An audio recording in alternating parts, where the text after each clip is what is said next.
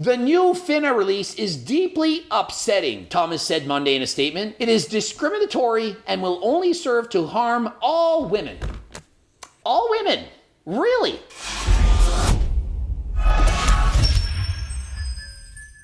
Coach Greg and they finally come to their senses. After careful deliberation, reviewing all the evidence, they've decided that transgender athletes will no longer be able to compete in elite level women's swimming events such as the Olympics or national championships and so on. And so FINA's new policy came 3 months after Leah Thomas became the first openly transgender woman to ever win an NCAA title. She competed as a male her whole life, transitioned to female, and then dominated women's swimming. And so they had to ask themselves, is it actually fair to allow someone who went through puberty as a male, had the benefit of extra testosterone their entire life, and then suddenly transitions to being a woman? And so although we want equal rights, transgender, they deserve to be treated as the same as everyone else. It wasn't fair to allow them to compete against other women because they were clearly at a genetic advantage. And so with this new policy, they still allow some transgender women to compete in the sport, but they must have finished their transition by the age of 12. And why? Because if you go through puberty as a male, you get such a huge genetic advantage from having the extra testosterone in your body that as you get older, even if you lower your testosterone, you clearly still have that advantage. Consider if Coach Greg transitioned to being a woman. I trained my entire life as a male, and if I transition to a woman, even though my testosterone levels are lower, I still had that huge advantage of being able to train, compete, and live my life as a male as I was a younger athlete. And so for these transgender females, they need to maintain testosterone levels below 2.5 nanomoles per liter, or as the United States says, around 70 nanograms per deciliter. And at those levels for males, that would be considered extremely low. If your testosterone levels are only 70 nanograms per deciliter, you're not gonna feel good, you'll feel like garbage. But as a woman, you feel fantastic. That's actually very high. And so they have to maintain testosterone levels below that threshold in order to be allowed to compete continuously as a woman. And so what FINA is doing is what I've been saying all along, is to have their own category. We're not ignoring you. We recognize there are transgender females who want to compete. If you're a transgender female, we recognize that you should still have the right to compete. And so we have your own category. And for me, I see absolutely nothing wrong with that. Some people are going to argue, oh, it's not fair. They should be allowed to compete as women. They identify as female. They should be allowed to compete. But the problem is they have such a huge advantage that if they allow this, in the end, what we'll see is almost all people placing on the podium would all have transgendered to being female. And so in case you're thinking, well, they shouldn't have done this vote, I disagree with that. Well, this is what they had to say for themselves. FINA's approach in drafting this policy was comprehensive, science-based, and inclusive. And most importantly, FINA's approach emphasized competitive fairness. After all we want is to have fair competition, to be equal. That's why they drug test in sporting competition. They don't want people to have an extra advantage. They want people to be on an even playing field. And with further investigation, it was determined that the extra testosterone that males get during puberty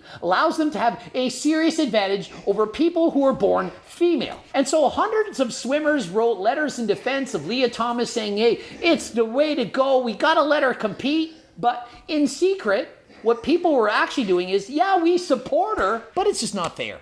She's got a clear advantage. She was barely competitive at the elite level as a male, and suddenly the champion women's swimmer. And so what if she was to go to the Olympics, win all the gold medals? And what if other males decided to transition to female and they were all champions? Would we eventually see all the people in the Olympics as being males transition to females? And would that be fair? Did they not include women's categories because they felt that it was needed, required to give them a level playing field?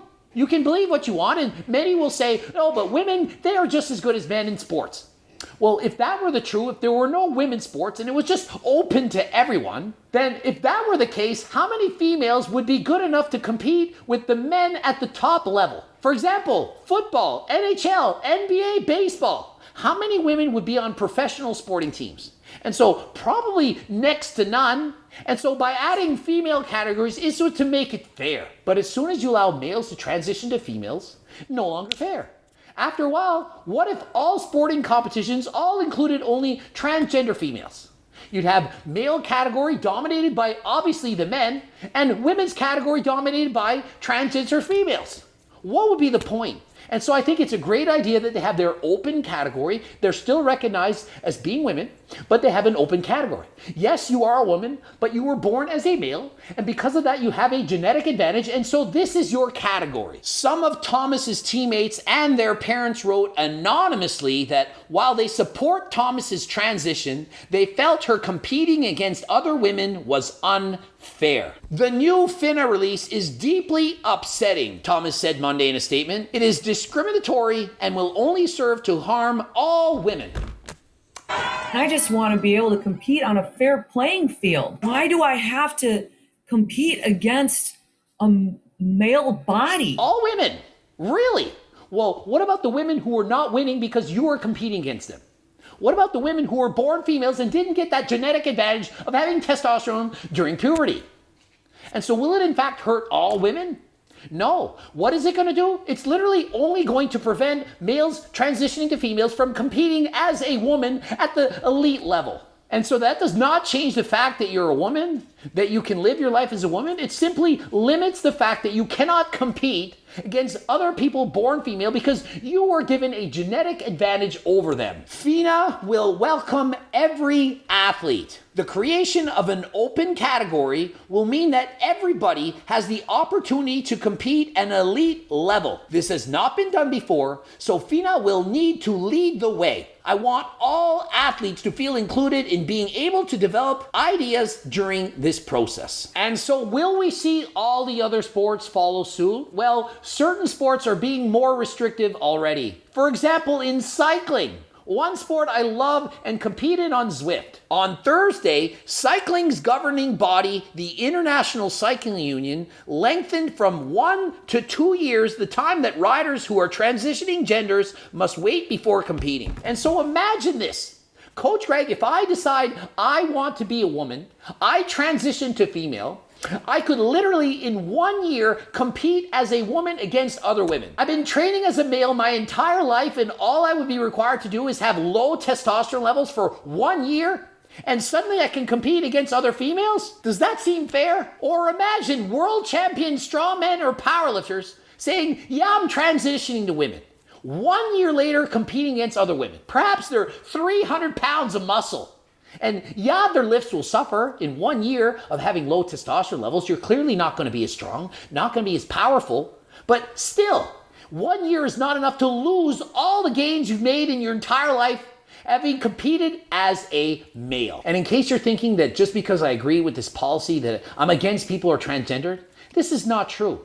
If it's your kid's volleyball team, for example, I think they should have every right to compete with other women. Why not? They're not playing for money. It's not for an Olympic gold medal. It's about having fun, being physically active. And so Megan Rapinoe tells girls' parents, suck it up over trans athletes. Your kid's volleyball team just isn't that important. She's saying, look, these are kids. If a transgender female wants to compete with other women, is it really hurting the other women that much?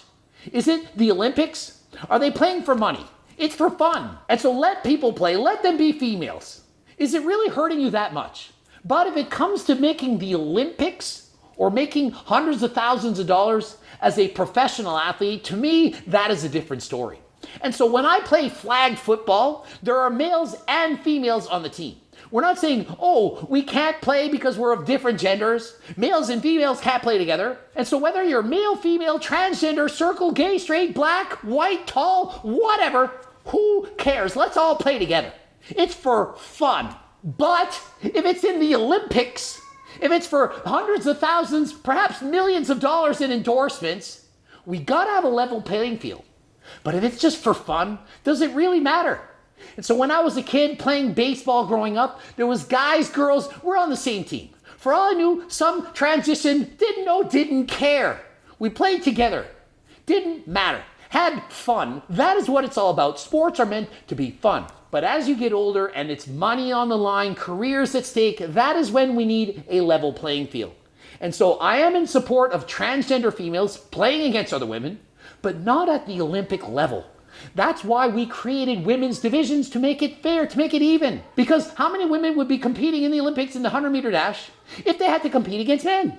They have a separate category to make it fair, to make it more inclusive, so more people can participate. And so I think swimming is doing the right thing. They're saying, hey, we're still including you. You're in your own open category. And yeah, there are not going to be many people in that category to start, but they still have their place there. Perhaps in the future it will become much more popular, it will be more prevalent. Hopefully all the different sports can get together, do the same thing. Let me know in the comment section. Do you agree with this? Do you disagree? What is your opinion on the matter? And before I go, let me remind you about the free training program. Please become a newsletter subscriber. Get a close to 20-page program, all for becoming a newsletter subscriber. Click the link in the description. Obviously, harder than last time supplements, including the new GO2 Max beta alanine newly released. Please consider getting those.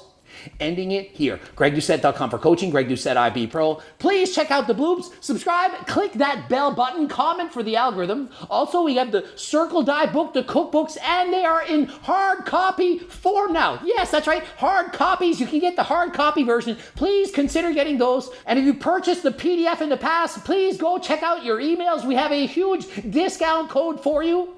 And until next time, I am out.